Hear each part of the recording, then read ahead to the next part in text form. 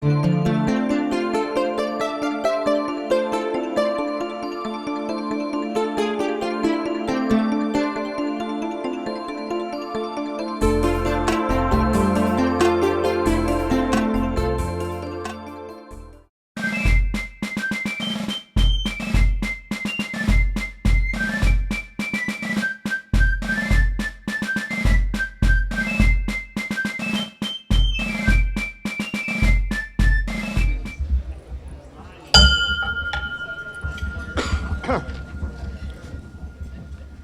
afternoon and welcome to Bradenton, Kiwanis. We're glad you're here today.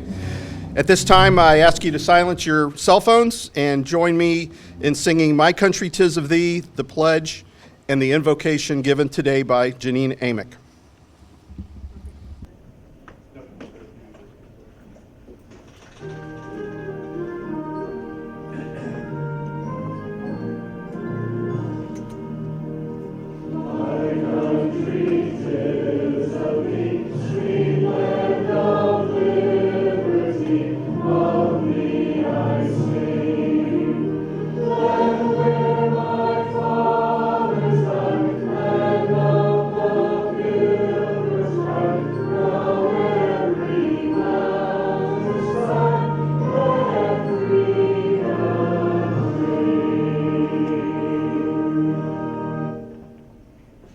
Color guard. Forward, march.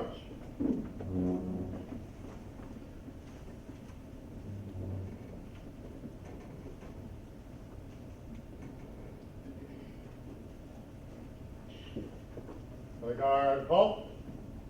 Present the colors. Please join us in the Pledge of Allegiance.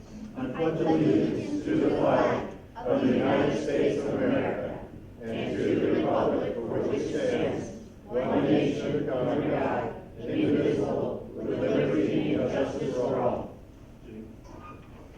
Color guard, post the colors.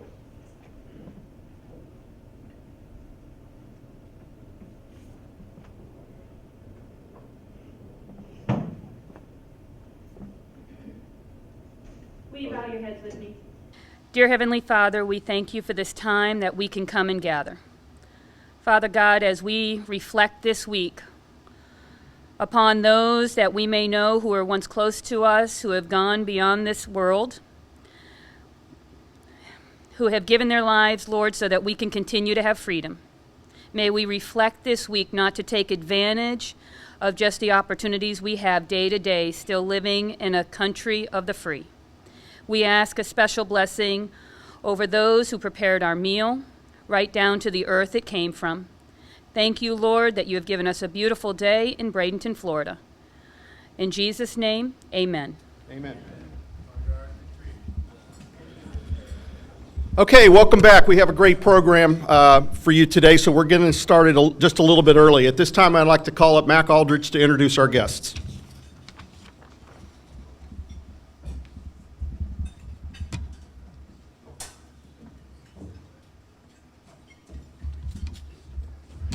All right. Good morning. It's another beautiful day in Manatee County. Looking forward to some rain possibly before the 4th of July fireworks. But we do have a few guests we'd like to welcome. Julie Schauer from Salvation Army. Hi, Julie. And I understand that Madison Burt, who is our Key Club representative for Manatee High School, is here. Hi, Madison. And we also have a person seeking membership, Barbara Duncan. Hey, Barbara. And we also are you going to be introducing the boys or the judge?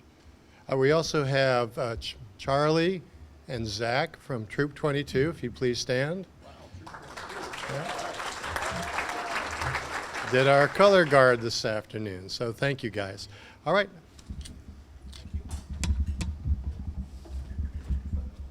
All right, as you guys had your lunch or were in the line to get your lunch, you saw the Bradenton Kiwanis tent. That's something that we've been looking forward to having at this club for a while. It's to take to the Christmas in August and any of the other festivals and events that we do to promote the club. I hope you like it, and if you need it at any event, please let us know. At this time, I'd like to call up Richard Brooks to introduce himself as a new member.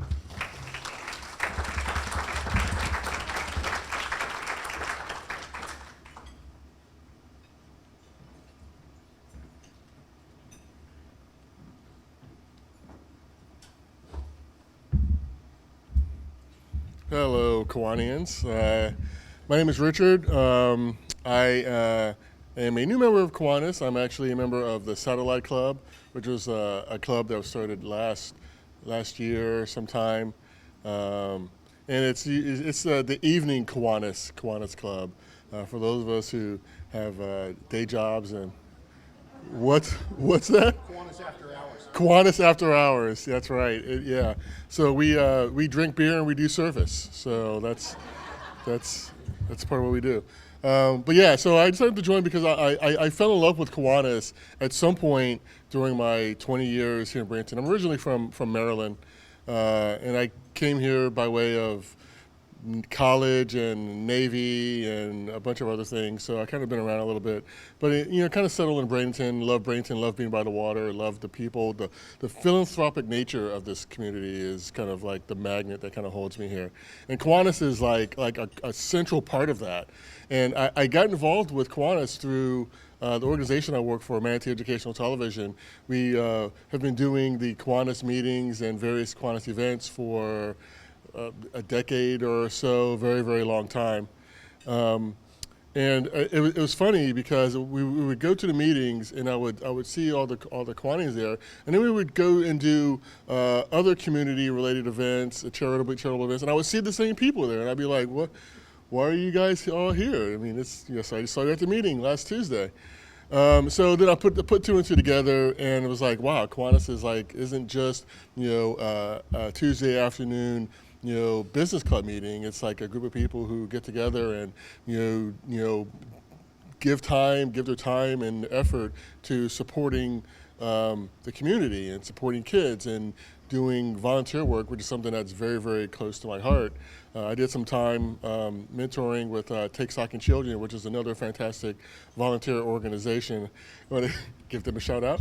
And Kiwanis, I think, I love the one-on-one aspect of Take Stock, but Kiwanis, just the mass kind of let's go get them, let's go teach these kids, and let's kind of bring them up and show them support and the love that they need was really, really appealing to me. So I think I'm running out of time here. But I'll say that's Kiwanis for me. It's just this amazing volunteer organization. And I always think to myself, Kiwanis is what the Avengers would be if they didn't have superpowers. Because really, they're just a group of people who are trying to make the world a better place, and that's what Kiwanis is to me. So thank you very much, guys. I appreciate it. I like that. Let's go get them. So, as you see, some of us, and you've probably seen in the any emails or the newsletter that several of us just got back from the Kiwanis convention, and exactly what Richard just talked about, and that was the theme of these conventions. And over the next few weeks, we'll have speakers to come up here and talk about the convention. Christy, if you want to make your way up, I'll just say this. I had no idea that Tom Mosley's leadership motivational video had so much point in the convention, because Jim Collins was our keynote speaker. So you can imagine how that went. One of the things I took was a quote. It says, "Doing things with people you love, doing things with. If you like doing things, you do things with people you love." And this is the love that I have for Kiwanis and each of you and the things that we do here in Manatee County. So I'll talk a little bit more later about that. But Christy, give us your thoughts. I'm still not tall enough. So, just like Brett said, Jim Collins was great. This one? Jim Collins was great. Can you guys hear me? And we had a speaker, Alex Sheen, from Because I Said I Would go check it out online. Pretty phenomenal. He had me crying and he had me laughing all at the same time. It was very, very inspiring. I personally would like to thank Brett for having the foresight as a leader to recognize that the icon was closer because it was in Orlando, and to use his budget wisely and invite more of us to go. It does help you to understand what leadership is about. We had programs for president that Mike and I both attended, and one of the things that I really stuck with me out of that program was one of the presenters said that his employer was in complete support of him being involved in Kiwanis because it was a great place to develop as a leader, and they recognized it for that. So, you know, I think we as community leaders, this is an opportunity. Going through the ranks and the officer ranks in Kiwanis, it's an opportunity to develop as a leader. So I would encourage all of you to think about it. All right, that's mine. Were you going to have to say something else? About? Oh, no, I was gonna do that later. Okay. Okay, thank you, Christy. Again, the very first day we were there at the convention, especially when Jim was there, the whole 9 of us were sitting together and we were looking at each other and smiling and thinking about all the things that we're doing here at Kiwanis that he's saying, and doing things or going to do things in the future that he's saying as well. Okay, just want to notify you that there's an election next week, July 9th. Mac's been sending out the information on our candidates. Be prepared to come in and vote. We're going to be sending out some information about each of the candidates later this week. Mike, are you ready to introduce our special guest? Almost. 3, 2, 1. Mike.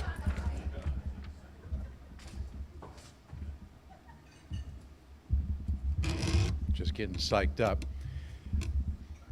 This week, you know, I was excited last week to introduce our speaker. This week, I'm like twice as excited because you were coming up to the 4th of July, and we were thinking, what could we do for the 4th of July? And someone said, well, Gilbert Smith, he's one of the sons of the revolution. So that is our theme today and our speaker.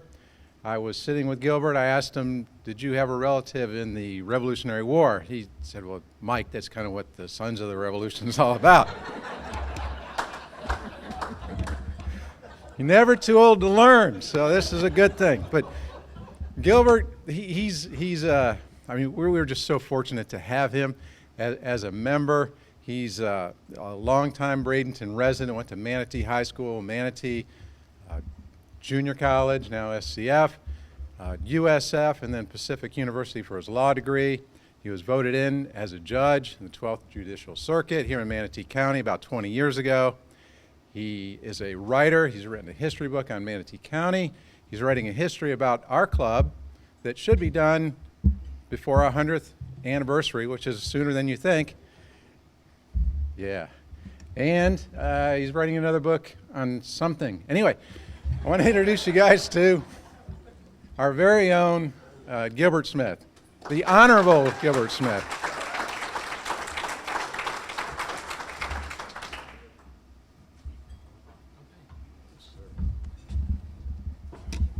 All right, thank you, everyone. I'm glad to be here, and I'm glad to talk to you today.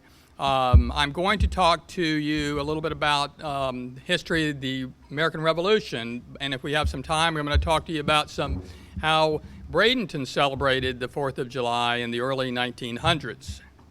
Now, it's fitting today at Bradenton Kiwanis that we are celebrating the 4th of July, and I'm speaking on the 2nd, which is really the date that I'm going to talk to you about that a lot of people don't know.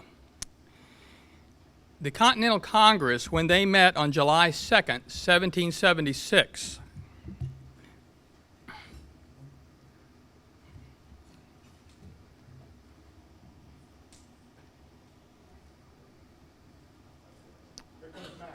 okay. When they met in 1776, they considered all the grievances that were happening between the colonies and Great Britain. And there had been, and I'm going to talk about some of the things that were happening in the colonies during that time. But when they met on July 2nd, this is the same day today, 1776, they voted their independence from Great Britain. They voted that the colonies were independent. Now, what happened between then and July 4th is that they debated how they were going to explain this in a document. And what that document, of course, turned out to be was the Declaration of Independence. Okay. So here they are debating. And there was a committee of 5, and you're going to recognize most of these men. John Adams, Benjamin Franklin, Roger Sherman, Roger Livingston, and Thomas Jefferson, who served as the author of the Declaration of Independence. And they debated this, and then finally, as I stated, on July 4th, 1776, they declared that they had reached an agreement as to the document. Now, what's interesting is that a lot of people do not realize that it actually took another month before they got hold of signatures on the Declaration of Independence. And so let's explore a little bit about what was going on in the colonies. In 1766, the relationship between Great Britain and the colonies had deteriorated, with laws passed by the Parliament taxing the colonies. And one of those was the Stamp Act, that was a direct tax against the American colonies, which had a lot of indirect and direct effects, and they were negative on the colonists. The colonists rejected this, and they protested, and they had numerous protests about it. One of the things they protested was Britain requiring them to quarter British troops in their homes. They were totally against that. And finally, Parliament rejected and repealed the Stamp Act, but replaced it with a worse act called the Declaratory Act, which was actually much stronger and allowed Great Britain the right to pass any law against the colonies. That thing made things worse, and that continued to subject the colonies to unfair taxing and burdensome laws. The colonies began to organize, the leaders did, and they created a Continental Congress. Now, on June 21st, 1766, Isham Blake was born in Southampton County, Virginia, to a farming family. And like many families in those days, all the children worked with their parents on the farm or whatever business they had, and schooling was not as necessary because they really didn't have the resources for that, and they learned from their families. And as Isham grew, he became aware of the tension going on in the colonies, and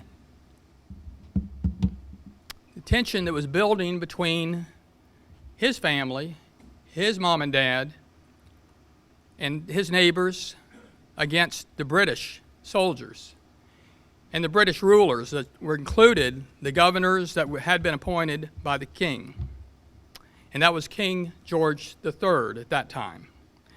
His father, King George II, had died, and King George III had a lot of different ideas about how he wanted to rule the colonies.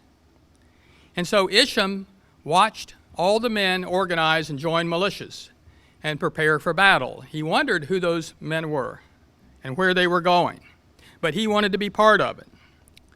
In 1775, when Isham was just 9 years old, Patrick Henry made his famous speech, "Give me liberty or give me death." King George III declared the American colonies in rebellion. Paul Revere makes his famous ride. George Washington is named Commander-in-Chief of the Continental Army. The first battle of American Revolution occurred in Lexington and Concord, Massachusetts. The Americans were defeated at Bunker Hill.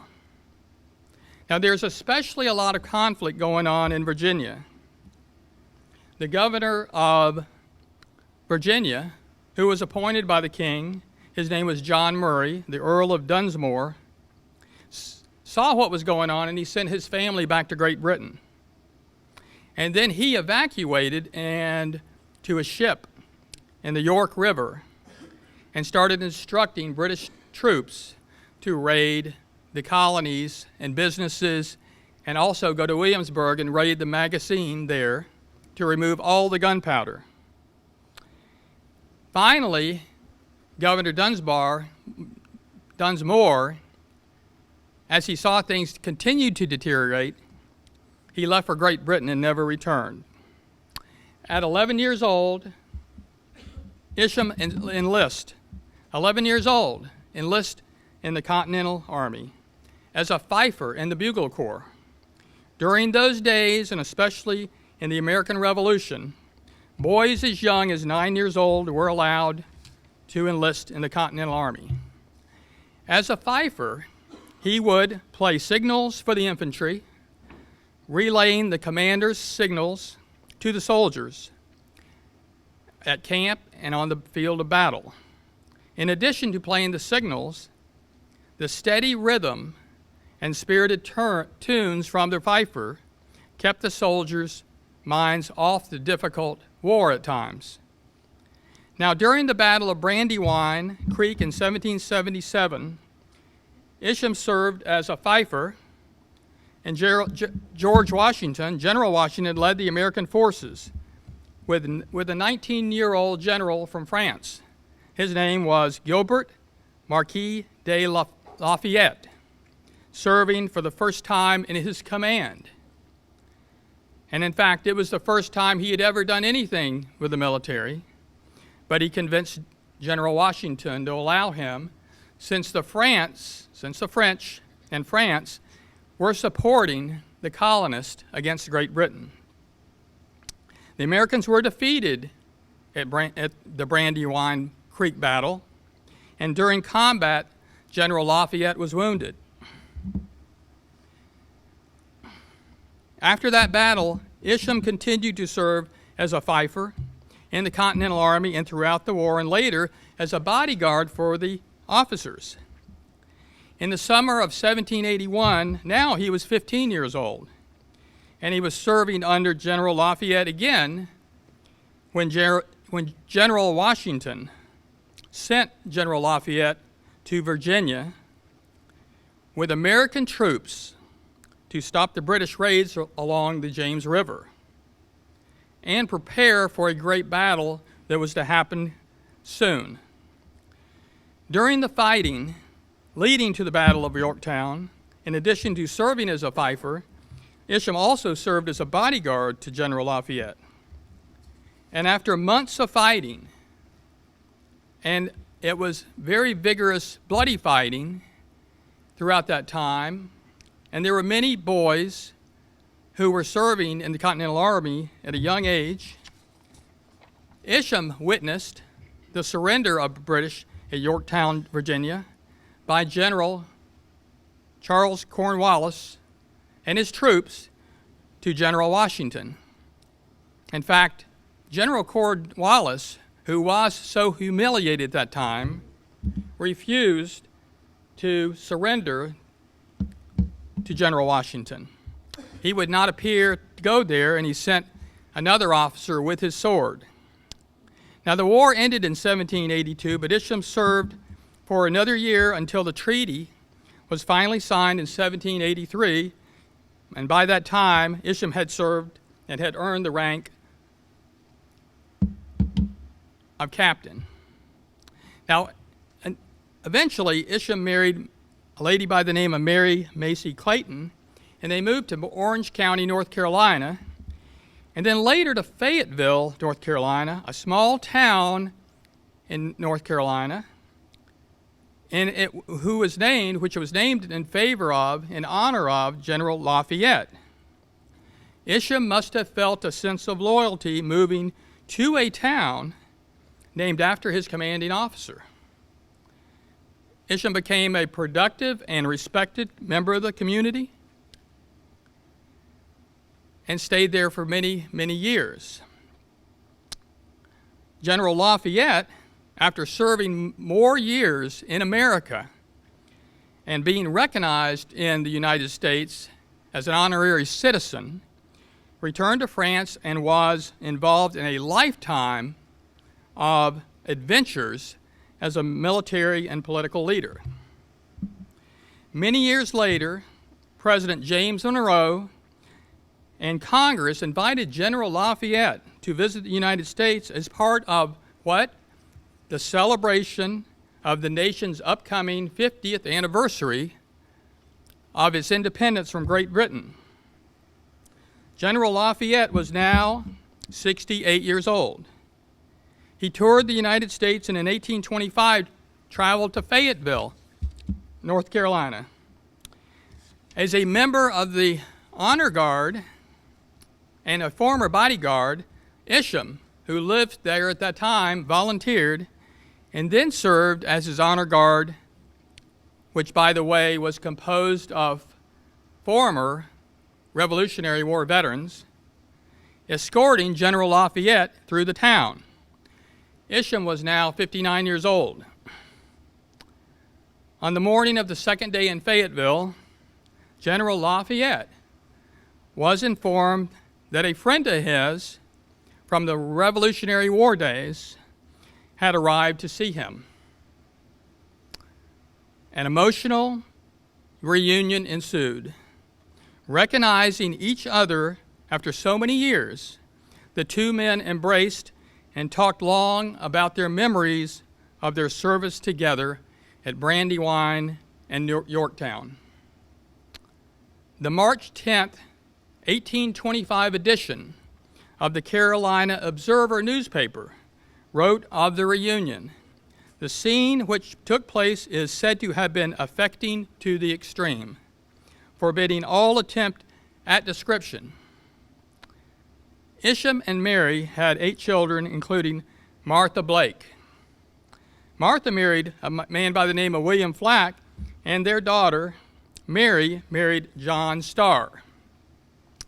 John and Mary's Starr daughter, Mary, married a man by the name of John Cook.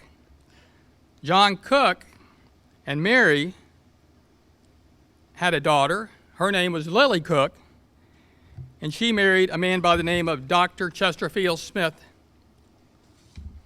Chesterfield and Lily Smith, son Cook Hall Smith, married Grace Moselle Gilbert.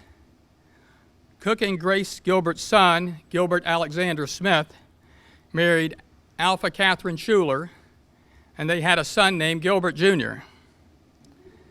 As I was preparing for this talk today, I did not know how this story would develop. I really didn't. So it became personal to me and made me wonder about a number of things.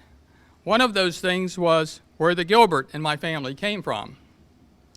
Maybe I found the answer. Now, many of us have ancestors who served in the American Revolution. Some of you have not discovered it yet. July 4th is a day to feel patriotic, and like Veterans Day and Memorial Day, it is a day to remember and honor our ancestors who, during a very difficult time, fought the British to become part of the free United States of America. Now, I just want to state that it is so important for us to remember on the 4th of July our ancestors, because so many of us do not know who they are that may have fought in the Revolution. And after all the wars that we've had, we have to understand that the Revolution, which we go back so many years, was a conflict that should have resolved some things for Americans, but yet 65 years later we were in a war among ourselves. And for us to remember on the 4th of July, aside from all the festivities that we're going to enjoy, all the fireworks we're going to see, all the hot dogs and hamburgers and barbecuing that we have, to remember our ancestors. And so now I'd like to talk a little bit about what was going on in Manatee County in Bradenton on the 4th of July. I actually am behind on my slides, so I'm going to show you and tell you who else we have.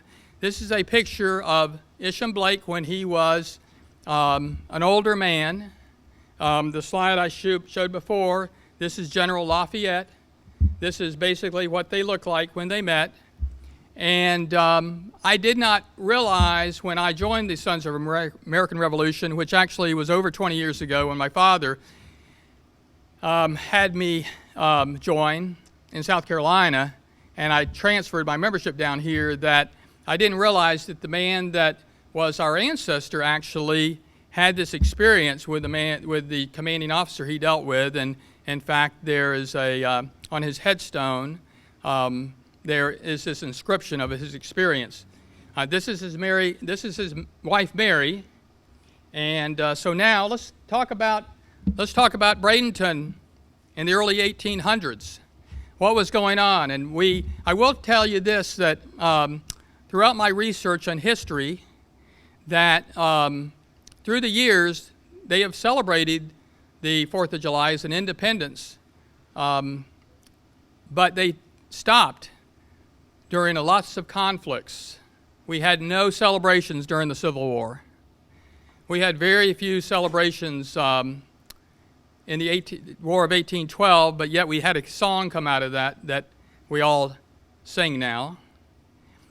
But throughout the history of the United States, they've tried to, and presidents have tried to celebrate this. But again, wartime has always interfered with the celebration. And a lot of times it takes the sort of a second hand to what is really going on, the events that happen. It's really unlikely that soldiers are interested in seeing fireworks when at war, and which the Revolution was won, the Civil War, and throughout our country, they see a lot of fireworks where they're at in battle. And so fireworks don't seem as important when you're a soldier sometimes, and seeing what fireworks do as far as destruction. But let's talk about some fun things going on. This is an article from the Manatee River Times, and this is talking about what was going on the 4th of July in Bradenton. This is an 1888 article, and you can see what the festivities are going to be. They're going to be boat races on the Manatee River, and that's things they were going to do, and they were going to have some fireworks. I like this article because it shows they even celebrate in Mayaca. And they have the spelling that a lot of people don't know that Mayaca was spelled like. I use that when I write sometimes, and people think I'm just misspelling everything. But they have celebrations there. They have military parades. Now, this is an interesting article from 1896, and the very first paragraph tells you that it rained back then on the 4th of July. I saw the weather report today, and it looks like we're going to have rain. And so we're going to be dodging rain, but then we're going to be having our, hopefully, fireworks. Here's another notice of what they're going to be doing. And now we have Bradenton, which, before, this is the Bradenton spelling that all of us that are from here know was the spelling used early on in Bradenton's history. Now this is, and I can have somebody tell me where this is at. Anybody want to tell me where this scene's at? Anybody know? Anybody want to guess? Where? Who? It's on Manatee Avenue. And it's right in front of what would be the courthouse on the right. We're looking east there. This is a parade. This is the 4th of July parade. And this should be in about 1905, where they had a parade in front of the courthouse. Now, we're back to the boat races. The 1890s, it was a big thing to do, boat races. And you can see that it was one of the 4th of July's events that they always had. This is also a 4th of July scene that happened, and it's about 1900. And anybody know where that is? Old Main Street. This is Old Main Street, and this is a bicycle parade. They had the bigger parades, and then they had the bicycle parades. Now, I like this article because it told us that things are going on in different places. In Terracea, they were having celebrations. They were having those at in Bradenton. They had troops come from Fort Dade. Now, who knows where Fort Dade was during that period of time? Anybody? Egmont Key.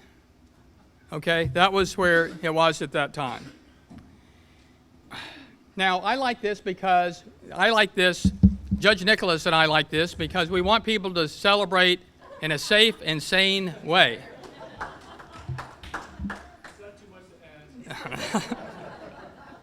And I like this one. And this actually, when I go over to the historical library and research, I discover such rich history sometimes.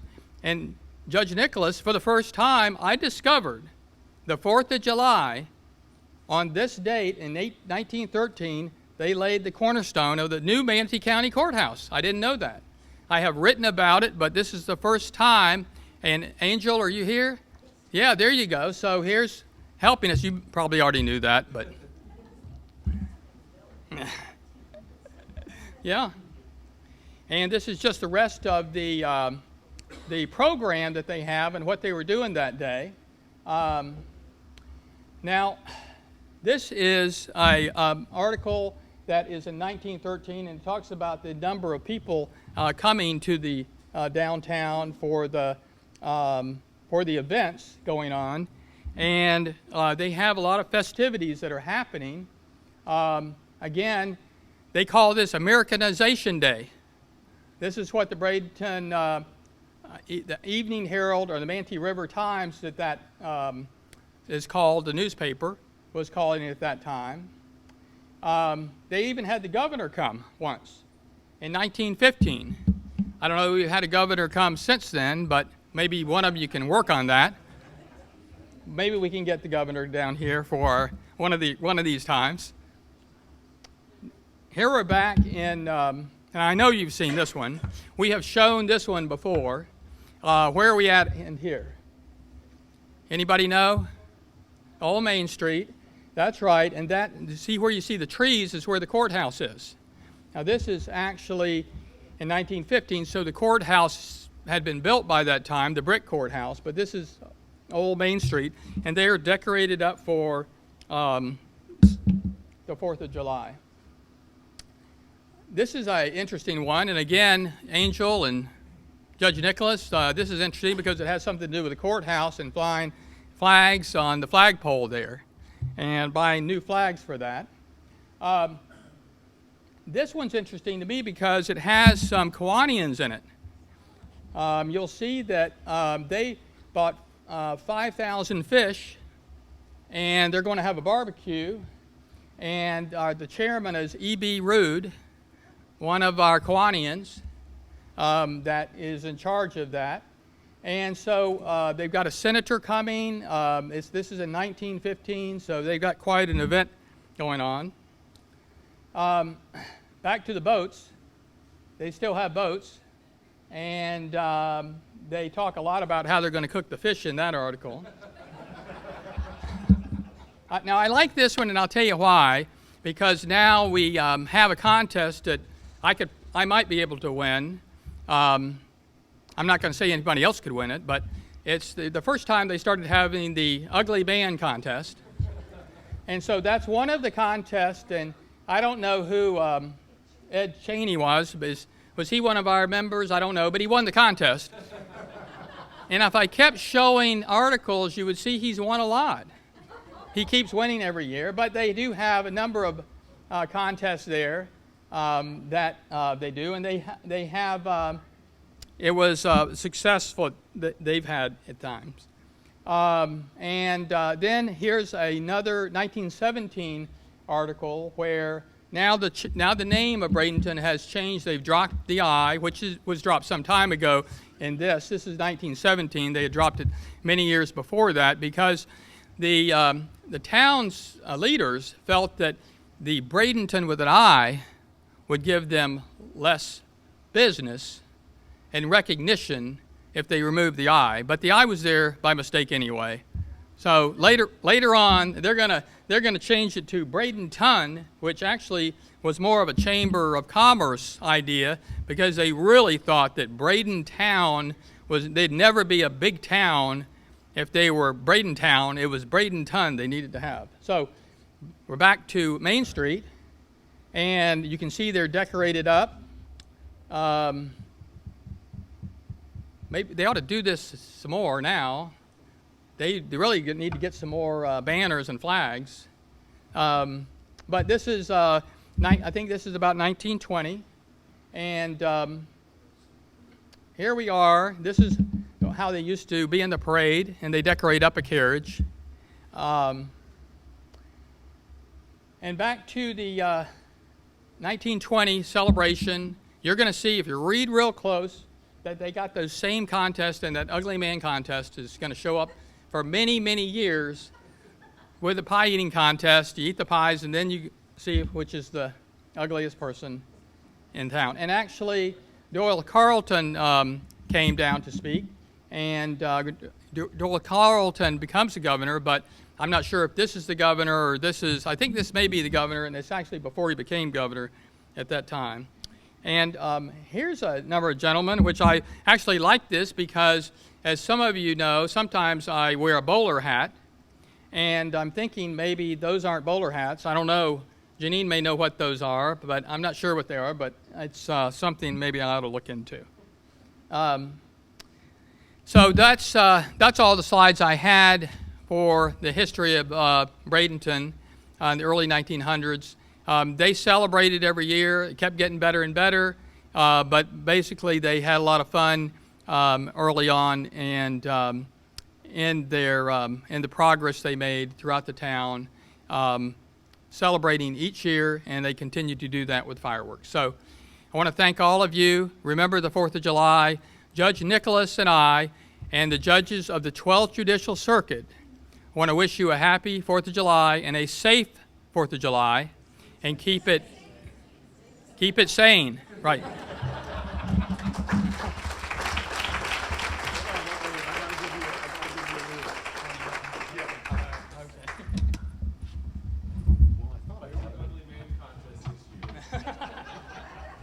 Well, we've run out of rulers again. We have so many great speakers. Okay, so Mac's going to get one. Judge, thank you for the history that you provided us today. Thank you for your family history and all the things that they did to make this country great. We appreciate just knowing about the history of Bradenton, and I'm sure as we get towards our 100th anniversary here at Kiwanis, we'll probably see a little more history from you, and I appreciate what you've done to keep us up to date. So Mac has a ruler coming. Maybe. Judge Smith, I have a question. Yes. Go ahead. Did you have to enter the ugliest man contest? Now, I don't know. I'll keep looking for that. I do know that at a talk I gave the other day that they were having a lot of blind tigers going around that time. And so I discovered what the blind tiger was, and that was illegal whiskey. And there was quite a crime problem during those days because if you weren't drinking from the blind tigers, you were drinking from the white mules. Okay, Judge, we found the rulers, and again, I want to thank you for what you've done and the history that you brought us, and you know the Kiwanis Golden Rules to help you measure your future success as a Sons from the American Revolution, and we appreciate everything that you spoke today. Thank you.